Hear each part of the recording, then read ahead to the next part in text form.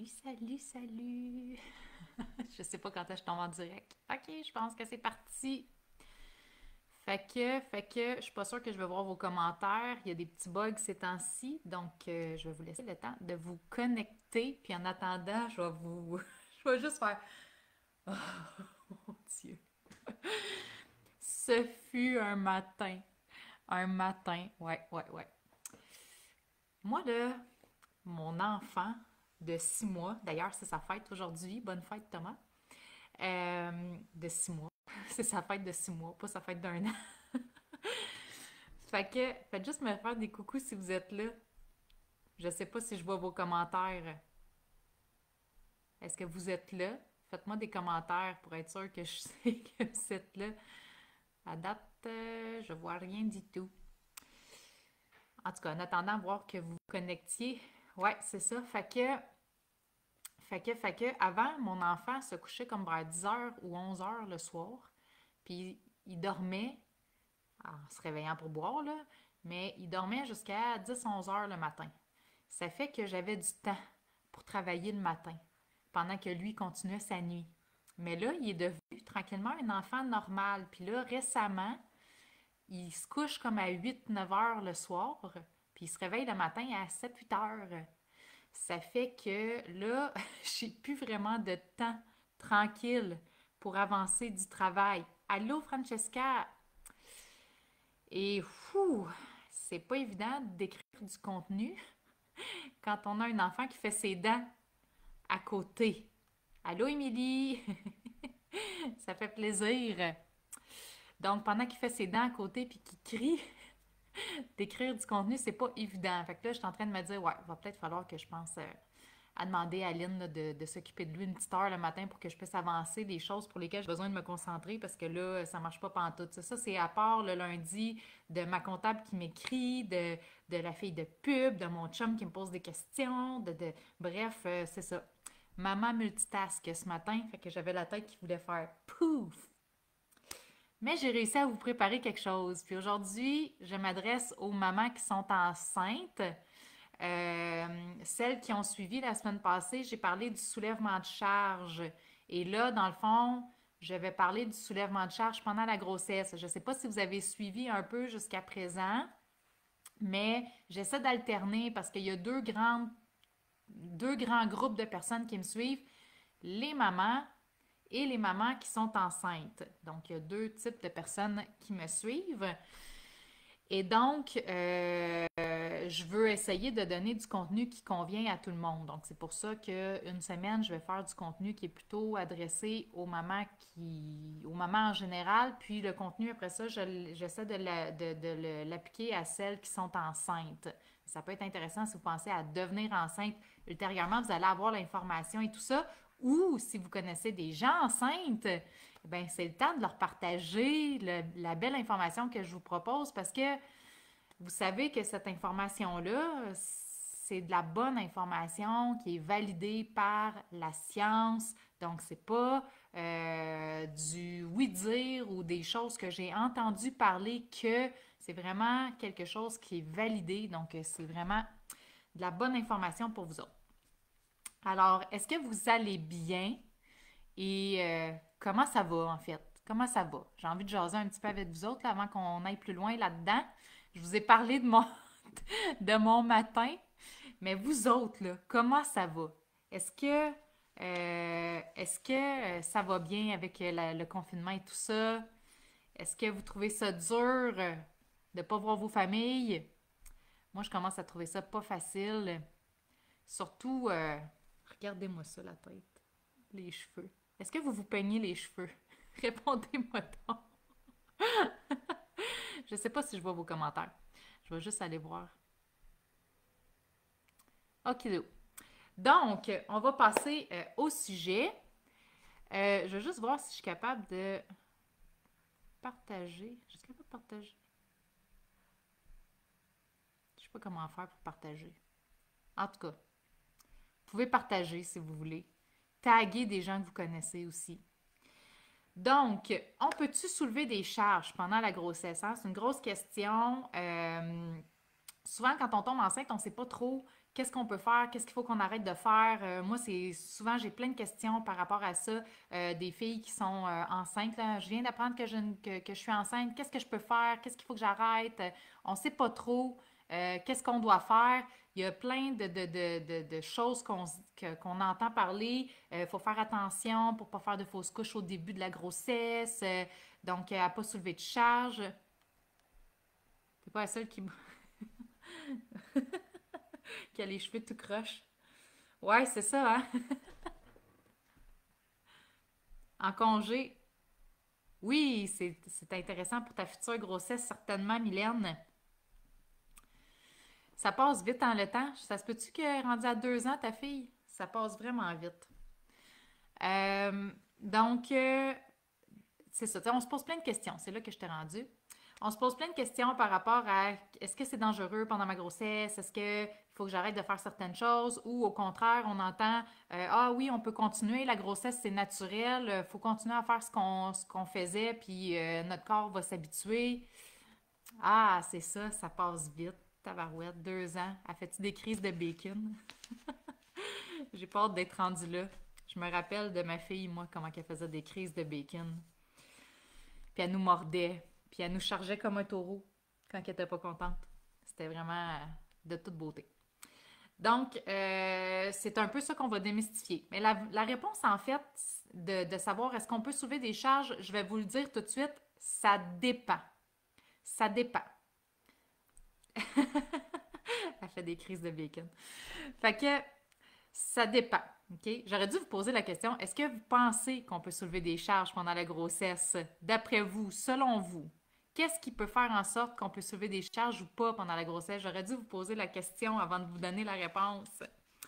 Donc, selon Allô Marguerite, selon l'INSPQ et la CNESST, donc ce sont les organismes québécois qui émettent les recommandations en matière de santé.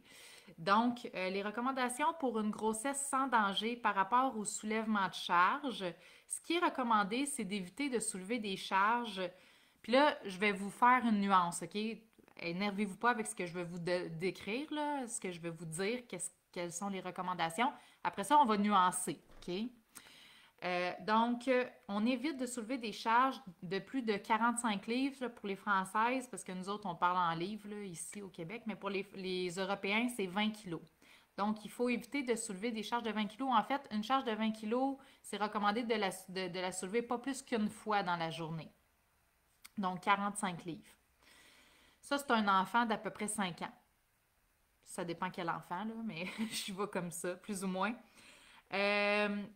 De soulever une charge de 15 kilos, donc 35 livres, 10 fois par jour. Ça, c'est un enfant d'à peu près 2 ans et demi, 3 ans. Un bacon. Tu sais, Mylène? Et un enfant d'environ 10 mois, 10 mois, 1 an, de 22 livres, 10 kilos, 20 fois par jour. Là, j'essaie de vous faire un exemple pour que vous voyez un petit peu à quoi ça correspond environ ces charges-là.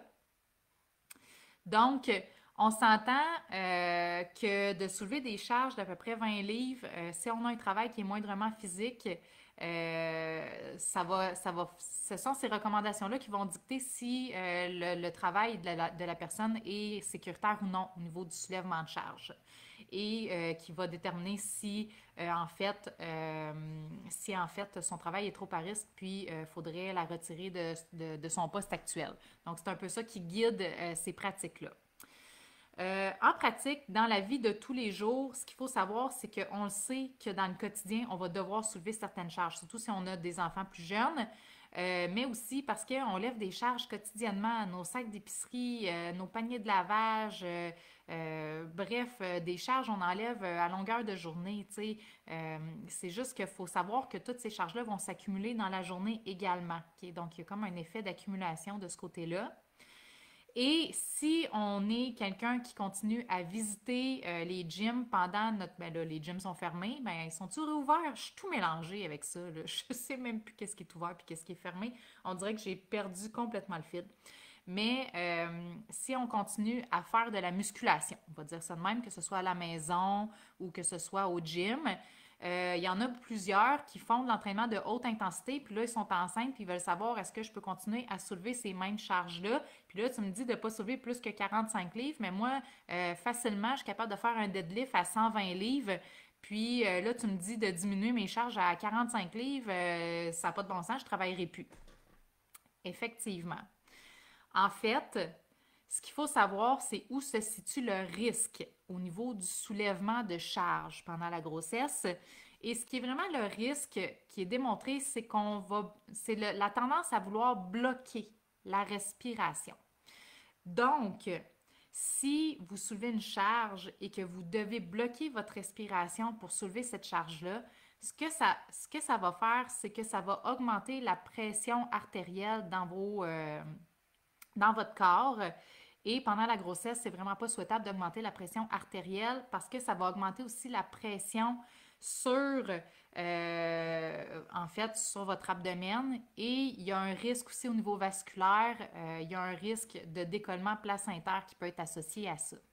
C'est pour ça que le fait de bloquer la respiration pendant qu'on soulève une charge, c'est ça qui est le réel danger. Donc, si vous êtes adapté, c'est-à-dire que vous soulevez des charges lourdes régulièrement, pas dans le cadre de votre travail, le travail, c'est vraiment c'est vraiment autre chose parce que c'est un endroit où est-ce qu'on ne veut pas se mettre à risque non plus. Mais, tu sais, je veux dire, dans votre quotidien, si vous êtes adapté au niveau de l'entraînement et tout ça, c'est sûr que vous pouvez quand même continuer à soulever certaines charges. C'est sûr que je vous recommande quand même de diminuer la charge parce que votre corps va prendre de la charge, lui, au fur et à mesure qu'on avance dans la grossesse. Mais on va vous recommander quand même que vous pouvez rester quand même plus élevé que ça au niveau de vos charges, tant et aussi longtemps que vous avez une bonne technique de soulèvement de charge. Et c'est ça qu'on va parler aujourd'hui ensemble. On va revenir sur cette fameuse technique-là de soulèvement de charge que j'ai parlé la semaine passée, mais là, on va en parler aujourd'hui pour les mamans qui sont enceintes. Donc, ce qui est le plus important, c'est vraiment d'éviter de bloquer la respiration pour les risques sur la grossesse, mais aussi parce que plus la charge est lourde, si on a une mauvaise façon de lever les charges et qu'on a tendance aussi à bloquer la respiration, on va aussi faire beaucoup de pression sur nos organes et on va favoriser l'affaiblissement de notre plancher pelvien, l'affaiblissement de nos abdominaux et donc le développement de diastase, de descente d'organes, de fuite urinaire, de maux de dos aussi parce que veut pas, nos articulations sont plus lousses pendant la grossesse. Donc, si on ne se stabilise pas bien avec la bonne technique, que je vais vous montrer un petit peu plus loin dans la rencontre aujourd'hui. Ah, contente que ce soit clair pour toi, Maude. Donc, où est-ce que j'en étais? Ouais, c'est ça. Donc, c'est ça.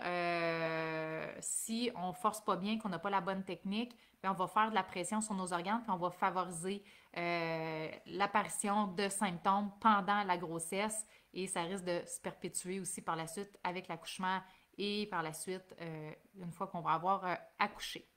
Donc, c'est pour ça qu'on veut vraiment faire attention à la façon qu'on va soulever les charges pendant la grossesse, mais aussi être en mesure de déterminer est-ce que lorsque je soulève cette charge-là, je suis vraiment en contrôle présentement, est-ce que je fais vraiment les choses de la bonne façon ou au contraire, même malgré des bonnes stratégies, je n'ai pas le contrôle et ça fait en sorte que finalement, je suis en train de me nuire, donc je devrais peut-être adapter la situation pour ne pas me nuire présentement. OK? Une autre chose aussi, par rapport au soulèvement de charge qui est au-delà là, du fameux 45 livres que je vous ai dit, si vous êtes quelqu'un d'entraîné, donc un sujet entraîné ou athlète, donc vous vous entraînez régulièrement, plus de 3 fois par semaine avec des charges plus élevées que ça et que vous n'avez pas de difficulté à garder la bonne technique, bien, rendu au deuxième trimestre, on va quand même vous recommander de diminuer vos charges. Puis moi, je ne sais pas, je n'ai pas trouvé nulle part de ligne directrice pour vraiment guider la diminution de la charge au fur et à mesure que la grossesse avance, mais veut pas, moi je pense qu'on a tendance à prendre un certain nombre de poids par semaine. Donc, en fait, notre corps prend une certaine charge à chaque semaine et donc on devrait aussi diminuer de la même proportion la charge qu'on soulève pendant notre entraînement. Et moi, j'ai déterminé, c'est un peu arbitraire, mais je trouve que ça a plein de bon sens, c'est d'y aller avec un 10%. Donc, à chaque semaine qui passe, à partir du deuxième trimestre, donc à partir de 20-22 semaines, ça dépend quand est-ce que votre petite bédaine commence à se faire sentir. Donc, il y a des filles qui vont commencer à avoir un ventre très tôt dans la grossesse, puis il y a des filles qui vont avoir un ventre beaucoup plus tard. Ça dépend vraiment de notre génétique, puis de plein de facteurs. Mais à partir, disons, on va se dire de 20 semaines, on va commencer à vouloir diminuer la charge de 10% par semaine qui passe. Donc, par exemple, si vous soulevez 100 livres de charge, je donne un exemple, là, au deadlift, ben, à 21 semaines, vous allez diminuer à 90 livres et par la suite, 10% de 90 livres, 10% du chiffre au fur et à mesure qu'on va avancer comme ça dans la grossesse. Et à partir du troisième trimestre, on va y aller vraiment avec des charges beaucoup plus légères, puis on va favoriser surtout le poids du corps parce qu'on veut on veut vraiment s'entraîner de façon spécifique à ce qui s'en vient, c'est-à-dire travailler plutôt vers l'endurance. Là, je vous parle un peu d'activité physique en même temps, là, mais c'est parce que c'est quand même assez interrelié. Parce que, en fait, l'accouchement en tant que tel, donc donner naissance, le travail, c'est un travail d'endurance. Donc, ça va durer plusieurs heures dans le temps. Quand on est chanceux, c'est quelques heures, mais la plupart du temps, ça va durer entre 8 et 12 heures. Donc, ça nous demande de l'endurance, donc c'est important de s'entraîner spécifiquement pour la compétition qui s'en vient. C'est des choses que je discute dans le programme complet là, de préparation à l'accouchement. D'ailleurs, comme Hélène, là, quand tu vas refaire ton programme, parce que je sais que tu l'as fait une première fois, tu vas voir que la version 2.0, je prends beaucoup plus de temps là-dessus que dans la version originale, justement, pour vous guider là-dedans. Fait que tu vas pouvoir avoir cette information-là directement sur ta plateforme quand tu vas retomber enceinte. Donc, par exemple, si on veut diminuer les charges, là, je vous ai parlé de diminuer les charges au gym, mais dans la vie de tous les jours aussi. Donc, par exemple, si on a tendance à lever à remplir nos sacs d'épicerie à ras-bord, puis qu'on prend deux, trois sacs d'épicerie comme ça, puis qu'on est habitué de cette façon-là, bien, rendu au deuxième trimestre, on va commencer à tranquillement mettre moins de stock dans nos sacs d'épicerie et on va faire plus de voyages, hein? Donc entre l'auto puis la maison, où on va demander à quelqu'un de nous aider, mais on va y aller vraiment de façon beaucoup plus graduelle de ce côté-là. On peut aussi demander, quand on a justement un 2 ans, de commencer tranquillement à l'habituer à être un petit peu plus autonome, parce que, tu sais, il y a des enfants qui sont plus à bras que d'autres, là. Mais tranquillement les habituer en prévision du fait qu'on sait qu'on va être moins capable de les prendre souvent. Donc, de tranquillement les habituer à justement monter sur une chaise pour qu'on les prenne, à les habituer aussi à monter tranquillement par eux-mêmes dans leur siège d'auto, dans la voiture, donc à les pratiquer pendant qu'on peut encore les assister pour que euh, quand on est rendu un petit peu plus loin dans notre grossesse, ben on a à les prendre moins souvent. Puis évidemment, si on est capable d'avoir de l'aide, ben c'est d'apprendre aussi à déléguer tranquillement, pas vite, à s'habituer à déléguer. Parce que nous autres, les mères, on n'est pas bonnes là-dedans. Donc, de tranquillement se dire, ben là, j'aurai pas le choix pour me protéger, il va falloir que je délègue un peu plus. Est-ce que ça fait du sens, ce que je vous explique jusqu'à présent? Dites-moi-le, parce que là, je vais continuer sur un autre ordre d'idées par la suite. Donc, est-ce que ça fait du sens, ces petits conseils-là, jusqu'à présent? Ensuite, évidemment, vous allez devoir être en mesure aussi. Parfait, merci Anne-Marie. Tu vas-tu avoir un cinquième enfant? Euh, Moi, des fois, je me demande si je vais pas en avoir un quatrième. Ça n'a pas de bon sens, hein? On se dit plus jamais après deux, après ça on en a trois, là on se dit plus jamais, puis là après ça on se demande encore si on aura d'autres enfants. C'est n'importe quoi.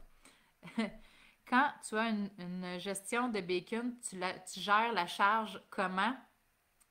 Non! Non, ça n'a pas été facile, hein, cette fois-là, Anne-Marie, ouais, ça n'a pas été évident avec ton petit dernier.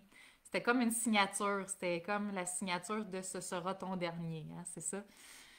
Quand la charge, c'est un bacon, ça dépend toujours. Il y a des situations de bacon qu'on peut gérer différemment que d'autres. Tu sais, par exemple, je te donne un exemple, si ton enfant fait un bacon en plein milieu du centre d'achat, ça se peut que ce soit la fois où est-ce que tu n'auras pas le choix de gérer ta charge, advienne que pourra, tu sais. Fait qu'il y a des situations comme ça qu'on ne peut pas passer à côté. Par contre, si le bacon est à maison, ben à ce moment-là, on peut se permettre de le laisser faire sa crise et d'essayer de l'apaiser plutôt avec des paroles qu'en allant le prendre, tu sais. Donc, c'est un bon endroit pour justement gérer la crise différemment. Mais c'est sûr qu'il y a il y a des moments où on n'a pas cette opportunité-là. Mais c'est sûr que de les laisser, moi je suis pas psychoéducatrice là, dans la vie, là, mais je pense que de les laisser vivre leurs émotions et d'essayer de les apaiser avec des paroles ou juste avec une main, c'est préférable que d'essayer de les prendre pendant qu'ils sont en crise, justement. Mais on pourrait avoir une discussion avec une psychoéducatrice éventuellement. Je pourrais en inviter une, en fait, ça fait partie de mes idées, au Abdo Périnée Show. Puis justement, on pourrait parler de gérer nos enfants. C'est quoi les meilleures façons de gérer nos enfants pour éviter de se scraper le corps? Tu sais, ça serait vraiment un bon sujet à mettre dans le Abdo Périnée Show. Puis honnêtement, je l'avais déjà noté il y a quelques semaines que c'était une des choses que je voulais vous présenter. Donc, c'est important que vous soyez en mesure, justement, pour savoir si une charge, si soulever une charge est appropriée pour vous ou non, là, en fait, ça va être super important de déterminer, en fait, si vous avez le contrôle ou pas. Donc, la première chose qui va déterminer si la charge est appropriée ou non à soulever, c'est si vous avez ou non des symptômes pendant que vous soulevez votre charge. Donc, ça va être important d'être en mesure de vous auto-évaluer. Et si vous voulez avoir des outils pour vous auto-évaluer, encore une fois, je vous ai mis le lien directement dans la publication pour la zone physio pour maman. Donc, c'est plein d'outils gratuits que vous avez sur un portail. J'ai lancé ça il y a 2 semaines ou 3 semaines. En passant, on arrive à 3500 inscriptions à la zone. Donc, en 2 semaines, c'est fou. C'est débile mental. J'en reviens pas. Comment les filles ont vraiment besoin de ces outils-là. Donc, vous avez accès, là, vous avez le lien pour la zone physio pour maman. Donc, vous avez une zone pour les mamans enceintes et à l'intérieur de ça, vous avez des vidéos. Puis, il y a une vidéo pour aller vous auto-évaluer. Donc, vous allez être en mesure d'auto-évaluer votre plancher pelvien, vos symptômes, votre diastase, etc. Donc, vous allez être en mesure de pouvoir avoir une idée de votre situation actuelle. Donc, si vous avez une diastase, si vous avez l'impression que vous avez déjà un début de descente d'organes, si vous avez des symptômes comme des fuites urinaires, des maux de dos, vous devez absolument respecter vos symptômes. Donc, si vous arrivez pour lever une charge et que vous avez des lourdeurs, que vous voyez votre ventre qui fait un point dessus, votre nombril qui a tendance à popper vers l'extérieur, que vous sentez un pincement dans le dos quand vous soulevez cette charge-là, eh bien, votre corps vous envoie un message que vous n'êtes pas en mesure de contrôler la situation présentement et donc que l'exigence de votre soulèvement de charge dépasse ce que votre corps est capable de donner comme stabilité ou comme stratégie technique que vous avez actuellement. Donc, il y a 2 choses rendues là à faire. Soit vous allez chercher de meilleures stratégies de soulèvement de charge qu'on va discuter ensemble, ou même si vous adoptez ces meilleures stratégies-là et que vous avez quand même une présence de symptômes, bien à ce moment-là, vous allez devoir en fait ajuster votre situation. Donc, diminuer la charge ou carrément éviter ce soulèvement de charge-là parce qu'il n'est pas adapté à votre situation présentement. OK? Donc, c'est quand même important de garder ça en tête, ces 2 choses-là. Donc, OK, là, je perds le contrôle. J'ai présence de symptômes ou de signes de manque de contrôle. Est-ce que si j'adopte de meilleures stratégies, je suis en mesure d'avoir ce contrôle-là? Et si la réponse est non, ça signifie que vous devez mettre de côté ce soulèvement de charge-là ou que vous devez diminuer la charge ou que vous devez adapter la situation à votre réalité. Et je veux juste revenir avant que je vous montre comment faire un soulèvement de charge. Je veux juste revenir aussi au niveau des fuites urinaires parce que des fois, ça arrive qu'on a des fuites urinaires, pas nécessairement pendant qu'on lève la charge. Des fois, on a l'impression qu'il y a une pression ou qu'on n'a pas le contrôle, mais on n'aura pas nécessairement de fuite urinaire pendant qu'on lève la charge, sauf qu'à force de soulever des charges, on dirait qu'on a plus de fuites dans le quotidien. Mais des fois, ça peut être le soulèvement de charge qu'on fait qui nous amène à avoir des fuites plus souvent quand on éternue ou quand on fait un changement de direction rapide ou peu importe. Des fois, ça peut être lié. Donc, si vous avez des fuites urinaires plus souvent et que vous faites les exercices de renforcement puis vous avez l'impression qu'on dirait que ça continue à s'aggraver, regardez du côté du soulèvement de charge. Il y a possibilité que ce soit une des situations, même si ça ne vous occasionne pas de fuite urinaire, que ce soit une situation qui a tendance à vous affaiblir en contrepartie du travail que vous faites pour essayer de garder le contrôle. Donc, encore une fois, est-ce que ça fait du sens tout ça pour vous? Vous pouvez me l'écrire dans les commentaires. Et si ça ne fait pas de sens, écrivez-moi là aussi pour que je puisse vous donner plus de détails. Donc, la bonne technique, c'est toujours la même chose. Encore une fois, je vous invite à aller consulter la zone pour être en mesure de recruter efficacement votre plancher pelvien, vos abdominaux profonds également, parce que c'est une base qui est super importante. Sinon, vous ne serez pas capable de le faire pendant que vous faites un mouvement. Puis là, je vais essayer de m'installer parce que ici, là, ça commence vraiment à avoir de l'air de plus en plus du Vietnam en passant, dans, dans la place ici, parce qu'on déménage. Puis là, ben, c'est ça. Il y a du stock qui se ramasse un peu partout. Fait que je vais essayer de m'installer pour vous montrer un soulèvement de charge. Puis je me suis dit, avec quoi je vais vous montrer ça? Parce que là, mon chum, il s'occupe du bébé. Puis mon bébé, il est fatigué sur l'heure du dîner. Fait que c'est mieux qu'il soit avec son père en train de s'endormir qu'avec moi. Parce que sinon, il ferait pas mal de son. Je crois que la semaine passée, ça s'était bien passé. Mais étant donné qu'il y a des boîtes ici, je vais vous montrer comment soulever une boîte. C'est pas compliqué. La première chose, là, je vais juste changer les choses de place. Puis vous me le direz si vous m'entendez pas bien ou si vous voyez pas bien. Là, je vais essayer de changer les trucs pour qu'on voit. Donc, que vous voyez les boîtes ici présentes qui ne sont pas encore pactées. Je vais monter ça comme ça ici. Je ne veux juste pas que mon téléphone sac le camp non plus parce que je le monte trop haut. Donc, vous voyez les boîtes. Et le bordel, c'est de toute beauté dans cet endroit magnifique. Est-ce que vous m'entendez ou je suis trop loin? Ah, je peux même vous descendre un peu. J'ai encore de l'espace pour vous descendre. Un jour, je vous le promets que je vais avoir vraiment un décor beaucoup plus enchanteur. Donc, vous voyez ici les belles boîtes. Belle boîte. C'est comme dans... Comment tu appelles ça, cette émission-là? Là, il faut deviner le prix, là. The Price is Right, c'est ça. C'est juste pas mal moins cher ici.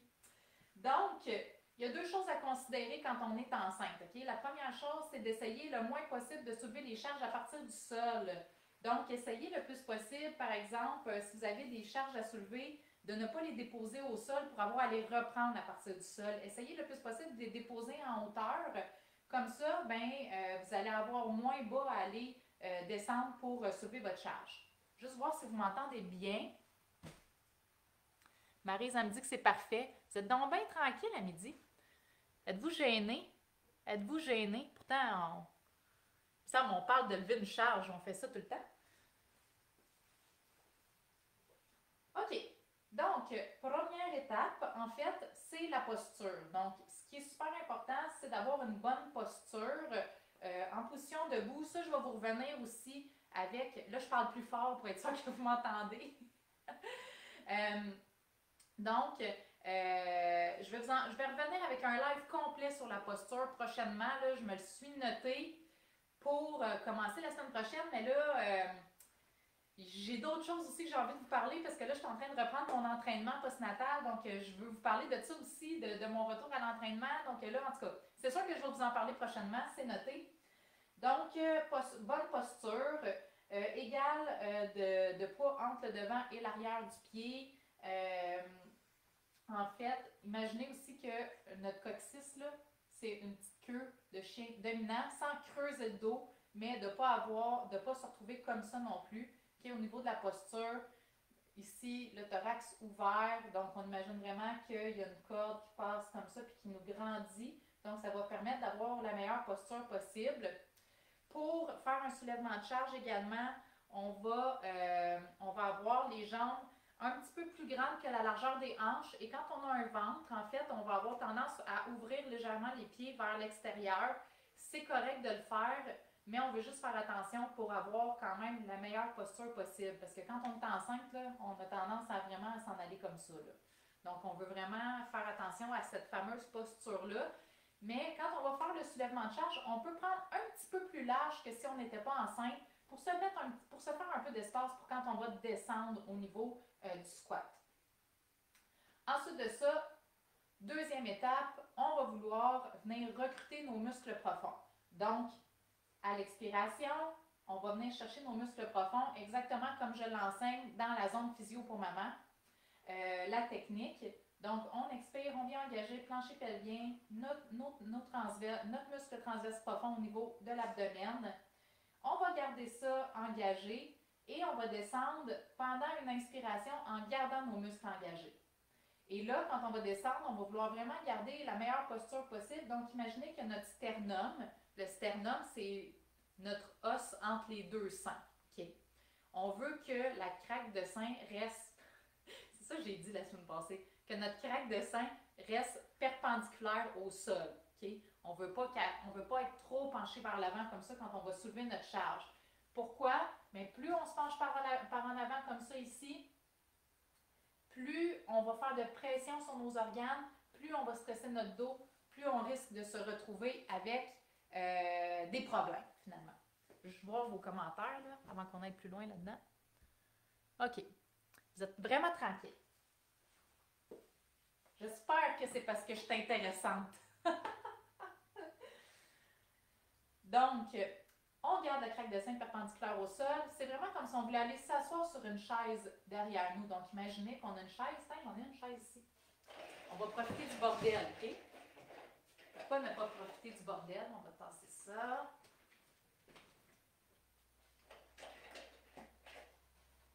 Tiens, c'est comme si j'allais m'asseoir sur une chaise. La craque de sein perpendiculaire au sol. Donc, c'est vraiment comme ça. En engageant nos muscles profonds au début, en gardant, en inspirant, on va prendre la charge et on va expirer. Toujours, plus on expire, plus on engage nos muscles profonds tout le long qu'on relève vers la position neutre. Ensuite de ça, pour se promener avec la charge, parce qu'on me pose souvent la question, on va garder les muscles encore engagés, mais ils ne seront pas aussi engagés fort que quand on va chercher notre charge. Pourquoi? Bien parce qu'on a la charge près du corps, donc on garde notre charge près du corps, on ne la tient pas comme ça c'est bien plus lourd que ça ici. Donc on garde la charge près du corps et on va marcher, puis on va sentir qu'il faut quand même garder nos muscles un petit peu engagés, mais beaucoup moins que quand on est dans le mouvement. Donc là, on peut se promener avec notre charge pour se pratiquer, justement. Et pour redéposer la charge, même principe, on va engager nos muscles profonds à l'expiration. On va descendre en inspirant, déposer la charge, et par la suite, on peut relâcher. Est-ce que c'est clair pour vous, cette technique-là? Ça demande de la pratique, hein? On est attentif. Oui, c'est ça, je me suis dit. Vous étiez bien attentif, bien concentré sur mon bordel. Je vais revenir ici.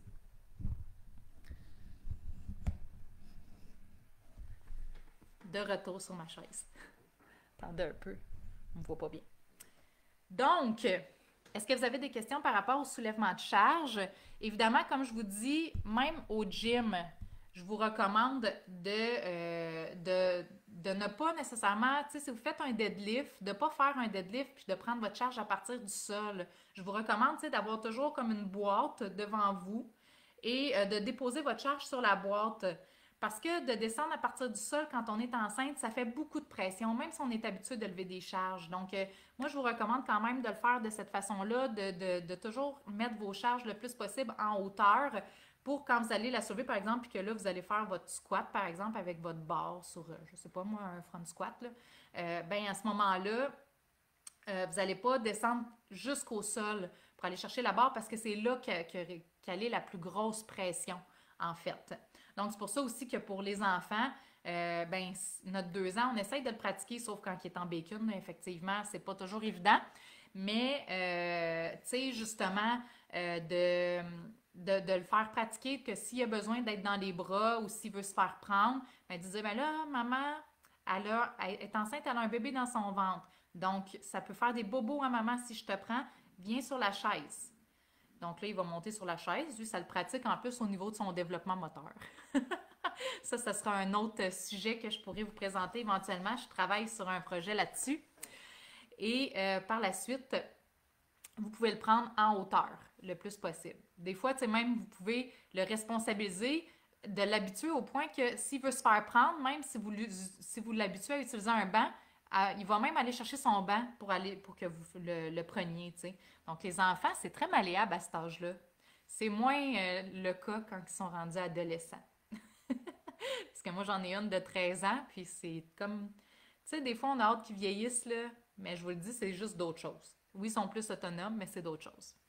Donc, j'espère que ça vous aide, cette petite jasette-là ensemble.